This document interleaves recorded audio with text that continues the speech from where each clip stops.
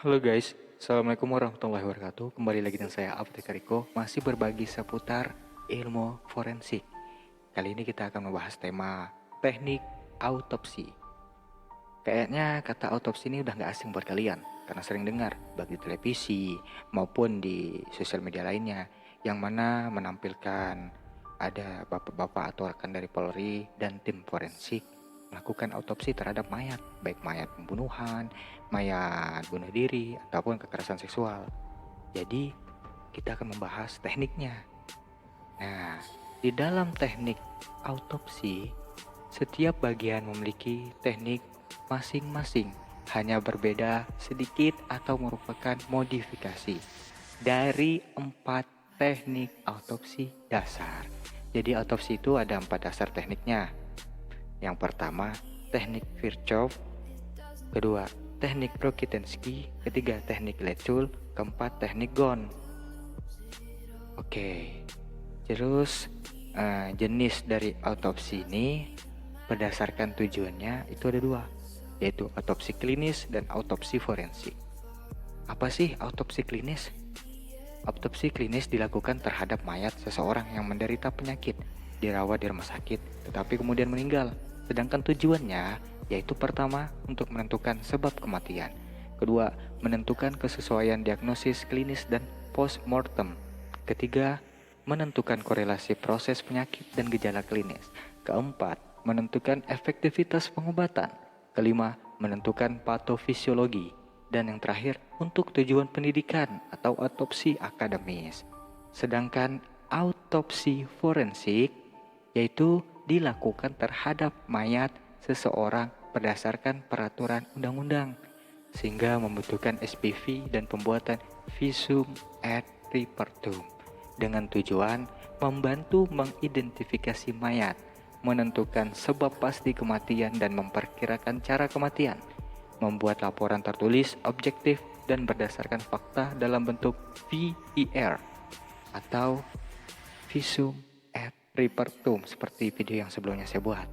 Terus, melindungi orang yang tidak bersalah, dan yang penting nih, membantu penuntutan terhadap tersangka jika kasusnya pembunuhan.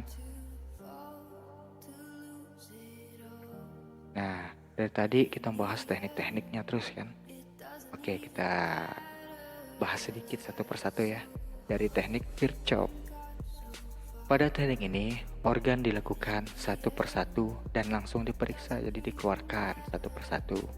Terus, kelebihan dari teknik ini yaitu bagus untuk mendemonstrasikan perubahan patologis dalam masing-masing organ, terutama pada autopsi high risk atau faktor kemungkinan terbesar, atau hanya mendapat izin yang dibatasi untuk satu organ. Sedangkan kelemahannya, tidak dapat menunjukkan hubungan anatomis antara organ dalam satu sistem sehingga kurang baik digunakan pada autopsi forensik. Itu teknik Virchow. Lanjut ke teknik Rokitansky. Jadi, teknik Rokitansky, setelah rongga tubuh dibuka, organ dilihat dan diperiksa dengan beberapa irisan in situ.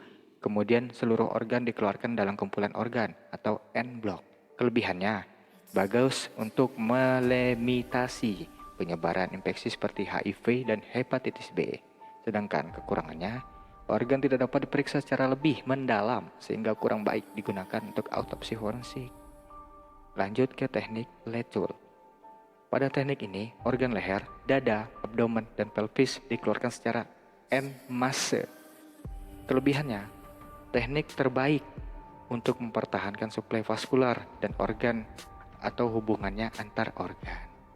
Sedangkan kelemahannya, massa organ sulit untuk digenggam karena panjangnya kumpulan organ yang dikeluarkan itu sekaligus, dan autopsi ini sulit dilakukan tanpa asisten. Jadi kalau dikerjakan sendiri ini agak ribet ya. Oke, lanjut ke teknik keempat terakhir, itu teknik Ghon. Teknik Ghon ya adalah setelah rongga tubuh dibuka, organ leher dan dada, organ pencernaan termasuk hati dan limpa, dan organ urogenital diangkat keluar sebagai 3 kumpulan organ atau en bloc. Kelebihannya, pengawetan lebih baik dan penanganan organ lebih mudah, sedangkan kekurangannya sulit untuk mempelajari hubungan antar organ.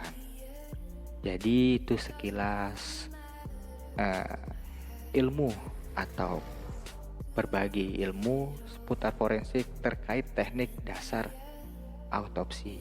Tadi ada 4 ya kan. Dari keempat teknik dasar tersebut, nah mana nih yang paling bagus menurut kalian? Atau paling ibaratnya wow lah gitu. Oke, cukup sekian dari saya. Terima kasih. Dan jika kalian suka, jangan lupa like, follow, serta subscribe. Nah, ini IG saya. Dan jangan lupa di share. Thank you.